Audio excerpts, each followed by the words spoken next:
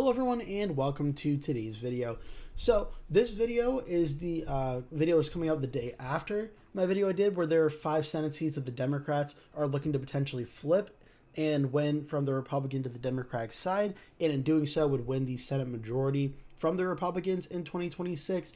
Based on the current polling data as I showed in the last video, both President Trump is down at 39.7% and the Republicans are currently down at 39% on the generic ballot. So 2026, the way midterm elections typically go, looks more like an election that the Democrats are in a better position to do well than the Republicans, but I did promise at the end of the video I would do a hypothetical counter video to that. So in this video, contrary to the Democratic one, instead of having the Democratic seats flip red, I'm going to go through my best realistic scenario here for the Republicans to actually gain on their Senate majority. A lot of things have to go right for them to do that, but we're going to have the Republican video version of this in this one. So we have a lot to go over here. The way the Senate map is constructed for 2026, the Senate races that are up, Republicans are playing more defense on this Senate map than, say, some of the other ones. They're not going so much on the attack, where you can look in the 2024 elections. There were Democratic seats up in Pennsylvania, in Michigan, Wisconsin, Ohio, Montana, West Virginia, Nevada, and Arizona. These are places that are more Republican friendly, that the Republicans could go on the attack and try and flip. The 2026 Senate map is more of, there are more vulnerable Republicans that are up than Democrats. So it's going to be tough for the Republicans to overall expand in their margins, especially given their current approval ratings and such. But there are some potential avenues. First things first, Republicans have to, first to expand on their margin, they have to own and keep what they currently have. Now, there are a few Senate races on this map that I think could be considered to be likely Republican or at the absolute lowest lean Republican, and those I would start with are Iowa and Nebraska. Dan Osborne, the independent, run against Pete Ricketts in Nebraska. Iowa, open Senate race, but Ashley Hinton, the U.S. representative, is a strong Republican candidate to succeed Joni Ernst. The Democrats, Josh Turek in Iowa, and again Dan Osborne, as I mentioned, in Nebraska, may make this race a tougher fight than they otherwise probably would be in, say, a 2024 election environment. But for the Republicans to do this scenario and expand their margin, they have to hold these two states, which in the 2024 presidential race would not be too hard here. Trump won it by 20.5 and Iowa by 13.2. Even in 2020, we saw Nebraska go for Trump by 19 points, Iowa for 8 points. So even in the Democrats in 2020 where they did very well, Republicans should still be able to hold those Senate races when everything is said and done there. This video also is coming out after the news that President Trump endorsed Ken Paxton in the Texas U.S. Senate race. Like I said in the prior video, I'm recording this video before that runoff primary takes place, but I am very confident that Ken Paxton, with the endorsement of President Trump, is going to win that primary. And we see in the polling data right now, Paxton at 49%, Cornyn at 41.9%. So with that, we're going to pivot now to the next state Republicans have to hold on the Senate map. And these are two places that are more likely Republican, but the Democrats do have strong candidates in Texas and Alaska. Now, the good news for the Republicans is Texas had a bit of a Republican resurgence after in 2020 it voted for Donald Trump by 5.6%. Trump then won it in 2024 by 13.7%. Now, in the Senate race in 2024, Ted Cruz did do roughly about 5 points or so under what President Trump did. He won his Senate race by 8.5, but that's still roughly a 6-point improvement from Cruz's win in 2018 of 2.6%. Ken Paxton, being the Republican candidate, I think does present more general election uncertainty than having John Cornyn, the incumbent, be the Republican candidate in the general. James Talarico is certainly a Democratic candidate that Democrats are rallying behind as a candidate to potentially try and flip this race. And in the polling data for Paxton versus Talarico, Talarico does actually have a lead in this race, including the most recent poll from Texas Southern University showing a 45-45 tie.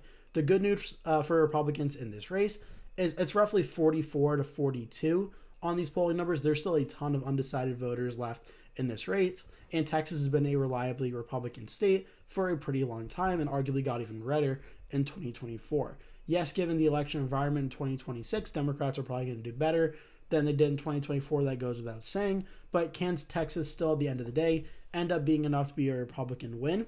You could argue if it's going to be more than 5 points or not, and everything is said and done, we can even put it in lean Republican for the sake of things, but still Republicans and Ken Paxton should be able to hold Texas if they can do well enough in this election environment. Next, we have the state of Alaska, which Alaska is interesting because it's not typically a competitive state at the presidential level. It voted for Donald Trump by 13 points in 2024, but Mary Peltola, the former Democratic U.S. House rep who just lost her race by 2 points in 2024, is running for U.S. Senate, and she is facing off against the Republican incumbent Senator Dan Sullivan. Now, the good news for the Republicans in this race right now is most of the prediction sites do still have it listed as a lean Republican. There's only been a handful of polls done, including a few from Democratic pollsters and public policy polling and Data for Progress. Alaska Survey Research, though, a nonpartisan polling firm, does have Mary Peltola currently winning and right around 50% at 50 to 44. So the polls need to start moving in the direction for Dan Sullivan to actually win this race. But Alaska does have more of a Republican DNA compared to, say, some of the toss-up states like Wisconsin or Michigan or Pennsylvania does in terms of the presidential results. So maybe when everything is said and done with the incumbency that Dan Sullivan has, maybe the polls shift a bit or the polls end up being a little off. We're going to say Alaska goes lean Republican here. This gets the Republicans at 50, which does guarantee them the Senate majority if they can do this, as Vice President J.D. Vance would break all ties. The next state that the Republicans have to hold for sure is the state of Ohio. Ohio, this is Republican John Husted, who was appointed by the governor, Mike DeWine, to fill the remainder of the term of J.D. Vance. This special election is for the election to fill the remainder of Vance's term, which will end in 2028. And then the Democrats are running former U.S. Senator Sherrod Brown, who just lost his Senate race in 2024. As I mentioned in the prior video, he lost it by 3.6% to Bernie Moreno. So this time around, Sherrod Brown is the challenger and not the incumbent, which does give the Republicans a little bit of a bonus. Having the incumbency is obviously better than being the challenger. You have usually more fundraising available, and you have more name recognition. Now, in this one, I would argue Sherrod Brown probably has more name recognition, as he's been a senator and a more well-known name in Ohio longer. But Ohio, the good news for the Republicans as well, voted for Donald Trump by 11 points in 2024. It's a state that's gone very well for Trump in the Donald Trump era. In the Republican era, from 2012, where Barack Obama won it by 3 points. Trump won it in 2016 by 8. He won it in 2020 by 8. And then he won it in 2024 by 11.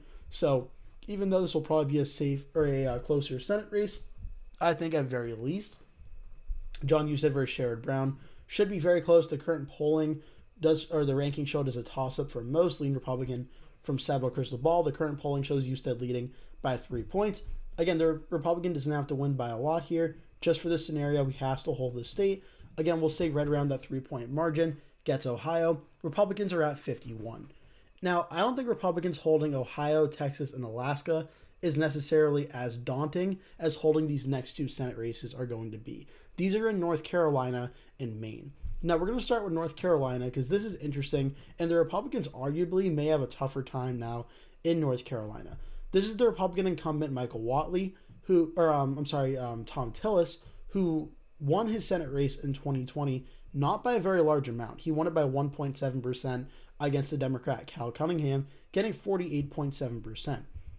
Now, in 2022, the Republican candidate Ted Budd won by 3.2%, getting 50.5%. But in this election environment that's considered more Democratic friendly, it's going to be tougher for Republicans. Trump did win the state by 3 points in 2024, but we're looking at some of these states like Ohio, which Trump won by 11, Texas 13, and Alaska by 13. A 3.2% win is a lot more manageable for the Democrats to try and climb than a 13-point win, which we're also talking about being potentially competitive. Now, the bad news for the Republicans in this race is the Democrats in the predictions are very bullish on the Democratic candidate Roy Cooper, the former governor of North Carolina's chances. Likely Democrat to lean Democrat from a lot of the prediction sites, and Cooper's off to a very early lead in these polls at 49.2. Whatley's currently at 40.8 with still 10% undecided. So there's enough undecided vote per se left out there for Michael Whatley to come back, but to do so, he essentially has to win all undecided votes right now or hope that Cooper's support goes down in the final elections. I think this is a race that's very close, and given North Carolina has its record as a swing state that is more of a Republican-leaning swing state in the last few presidential elections, but From 2016 to 2024, it's moved a little bit towards the Democrats, towards Kamala Harris by about half a percentage point. In a more Democratic-friendly midterm environment, it's going to be tougher for the Republicans. But can Michael Whatley sort of shock the world here and pull off an under 1 point Republican win? It's not impossible. I don't know if I'm banking on it as of today, but it's at least not impossible. Then we have the state of Maine, where Susan Collins is up for re-election once again. She's the only now Republican senator representing a state that Kamala Harris won in 2024, and she'll be facing off against Graham Plattner. And I think Collins, at this current point in time, the races are still either toss-up or tilt Republican or lean Democrat or tilt Democrat. So these predictions are not, I would say, as daunting for the Republicans at this current point in time, depending on the North Carolina one, but the polling certainly is. Plattner is currently leading at 48.1, Collins is at 41.6. Not a very strong place for an incumbent to be in. Again, Whatley, a first-time candidate, is roughly about 1.6% behind Susan Collins at this current point in time. The good news for Republicans is Collins was down by about this much in 2020, and the polls were off by quite a considerable amount, and Collins was able to come back. And I think at this point, that's really Collins' only pathway to victory, are the polls being wrong and Graham Plattner's scandals essentially catching up with him. So a lot needs to go right, I think, for Susan Collins to win this race, considering Maine did vote for Kamala Harris by about 7 points in 2024 when Donald Trump did very well and basically everywhere across the country. So a lot has to go right for Susan Collins here, but can she pull off a under 1 point victory after ranked choice voting maybe, or even avoiding ranked choice voting? That could be certainly the case, if not even maybe a lean Republican win of, say, like 2 or 3 points, and maybe we'll put North Carolina up at that column as well, just not to get confused with the tilt and lean rankings and such. Is that possible? It could happen in Maine. Yes, it's possible. Do I think it's the likeliest outcome? Just to be clear, no, this is a hypothetical video, but it's possible. So this gets the Republicans where they are right now at 53 Senate seats. Democrats are at 44. The remaining 3 seats are looked at as potential flips or toss-ups for the Democrats currently hold that Republicans would love to try and flip. So based on the current Senate map, I really see about 3 realistic targets for the Republicans. I don't think Minnesota is necessarily in reach of the Republicans. It is listed by most prediction sites last time I checked as likely Democratic. I do believe, yes, it is likely Democrat across the board. Now, Michelle Tafoya, I do think, is a better Republican candidate than Royce White. So if she becomes the Republican nominee, it gives the Republicans a better candidate than they had in 2024. But I do think, again, in this election environment, Democrats certainly are favored to win in Minnesota. But we can still talk about now some potential Senate races that maybe could flip. The first of these 3 that I think is most likely is the state of Michigan. Now, Michigan, it was very close in 2024. It voted for Donald Trump by 1.4%. The Senate race even narrower. It voted for Lisa Slotkin by 0.34%. The Republicans' best prospects to win Michigan have to do with the Democratic primary of Abdul El-Sayed, Mallory McMorrow, or Haley Stevens. The current polling data, which the predictions all have as a toss-up, Mike Rogers is currently leading, but the margins in which he leads are what I'm really looking at here. He's up by 1.1% over Haley Stevens. He's up by 1.9% against Mallory McMorrow, but he's up by 3.7% over Abdul El-Sayed. And I think it's not a foregone slam dunk conclusion if it ends up being Mike Rogers versus Abdul El-Sayed that Abdul El-Sayed can't win. But I think it gives the Republicans the best case scenario in terms of them trying to win this Senate race. Because Mike Rogers already at 44.4%, but Abdul El-Sayed at 40.7%. There's more undecided voters in this matchup. Rogers also goes up roughly about a point than he does from the Stevens matchup, and he goes up about a point from the McMorrow matchup. So now Rogers did lose with Donald Trump at the top of the ticket in a very good Republican night. So it's going to be hard to imagine this race going red in that scenario when he couldn't win in 2024. But with Abdul El-Sayed as the candidate, maybe he finds a way to get lucky, and Michigan could potentially flip and go to the Republicans. Again, I think it would be under 1 point, similar to the Senate race from 2024. But Abdul El-Sayed versus Mike Rogers gives the Republicans the best chance at winning Michigan. Next would be the state of Georgia, which Georgia, again, this is a hypothetical scenario. I'm not totally banking on this happening. This is Democratic U.S. Senator Jon Ossoff. Now, Ossoff won in 2020 in that Senate race in a runoff election because on the election night, no candidate broke 50%, though David Perdue did win per se, getting 49.73%. Ossoff got 47.95%, but no candidate won over 50%. They go to the runoffs. In the fallout of the 2020 election, Jon Ossoff wins by 1.2%.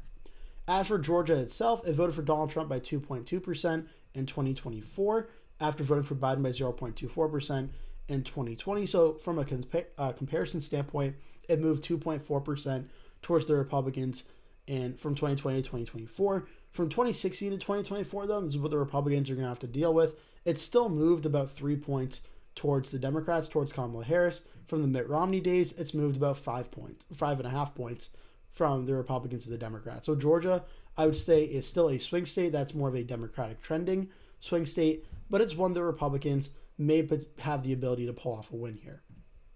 Now, we do know there's going to be a runoff between Mike Collins and Derek Dooley.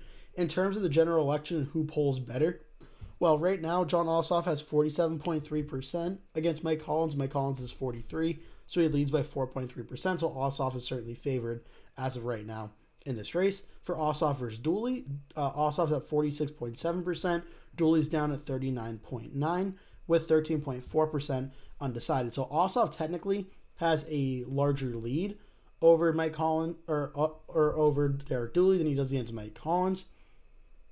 Based on the most recent Emerson poll, which I do put a lot of stock into because Emerson's polling is usually very good, Ossoff has 48, Collins has 43. That's a 5-point lead. For Dooley versus Ossoff, it's roughly about an 8-point lead at 49 to 41. So for some reason, even though Ossoff has less support shored up against Derek Dooley, there's a lot more Republicans that aren't backing Derek Dooley. So whether it's Dooley or Collins, which Republican is better per se, the polling numbers currently would suggest on the Republican side, Mike Collins would get more Republican support, but Ossoff gets less Democratic support against Derek Dooley, and there's more undecided voters. Roughly about 4% are more undecided. So I guess just by a smidge, I would say Derek Dooley, if maybe he gets the endorsement of both President Trump and Brian Kemp, which he already has Brian Kemp's, maybe it gives a little bit of a better chance to the Republicans getting some of these undecided voters or maybe independent voters to come out and vote for him. But again, in reality, I think it's hard to imagine the Republicans winning the Senate race in this election environment. But in this hypothetical scenario, I think Georgia presents the Republicans as their second best flip opportunity. Again, it would probably need a runoff, or Republicans would have to get really lucky in this race and win it by under 1 point. Again, I'm not banking on it, to be clear, but I think it would give the Republicans the potential for a flip there. The next wildcard Senate race is the state of New Hampshire. New Hampshire is an interesting state because it did vote for Kamala Harris in 2024 by 2.8%. 2020, it voted for Joe Biden by 7.4%. In terms of how it's trended, I want to get the compare map up here. Let's see. It's not working. Here we go. From 2020 to 2024, it moved towards Donald Trump by about 4.6%. So actually quite a significant amount. From 2016 though to 2024, it shifted towards Kamala Harris by roughly about 2.4%. Now from 2012 to 2024, it moved towards Donald Trump by about 2.8%. So it really depends. New Hampshire's kind of a wonky state and what the voters are feeling at the time. In terms of the current polls that I've seen in approval polls, President Trump and the Republicans aren't polling too strongly in the state of New Hampshire. This is Democratic U.S. Senator Jeanne Shaheen's seat, and the Democratic candidate will be Chris Pappas, who, in his own right, I have to admit, and being full transparent here, Pappas has been a very strong electoral performer in this first congressional district, which essentially is an even district. It may have got updated to like Democrat +1 or Democrat +2 on the Cook PVI, but he won it against Prescott, the Republican, by 8 points in 2024. He beat now Press Secretary Caroline Leavitt in this district by 8 points in 2022, and he won the first district in 2020 against the Republican Matt Mowers by 5 points in that election, and he won it the first time in 2018 by 8.6%. So the 2020 race seems to be the most competitive it got, and it was still a likely Democratic win. So Pappas is a very formidable candidate in his district. Now, the good news for the Republicans, though, is the Republicans have a better than average Republican candidate, which I can't say they've had in the past few Senate races. In the 2022 election, the Democratic Senator Maggie Hassan defeated the Republican Don Bolduc by 9.1%, getting 53.5%. Bolduc only got 44.43%. Back in 2020, the Republicans had really very low chances of beating Jeanne Shaheen. The Republican Corky Mesner was the candidate because no notable Republicans wanted to really step up and run, and Shaheen won by over 15 points. The last really competitive Senate race that we had in the state of New Hampshire came in 2016, where then Republican incumbent Senator Kelly Ayotte was defeated by the Democratic governor at the time, Maggie Hassan, by 0.14% of the vote. Hassan getting 47.98, Ayotte getting 47.84. So this is going to be the closest Senate race, I think, pretty much for sure, since the 2016 one. Now, will it be closer than that? Probably not, but still. In this Senate primary, there are two former U.S. Senators running, Scott Brown and John E. Sununu. Now, if you know anything about New Hampshire politics, you'll recognize that name, Sununu. He is not the former governor, Chris Sununu. He is the brother of Chris Sununu, but he was a former U.S. Senator from 2003 to 2009. Now, back then, we can go back quite a ways here. In the 2002 election, he won this race by beating then, I believe, governor or former governor of New Hampshire, Jeanne Shaheen, by 4.4%, getting 50.82% of the vote. He did lose re-election in 2008 against Jeanne Shaheen, when Shaheen won by 6.3%, but it also was in 2008 a very strong night where Barack Obama won everywhere. I think he won New Hampshire by like 9 or 10 points.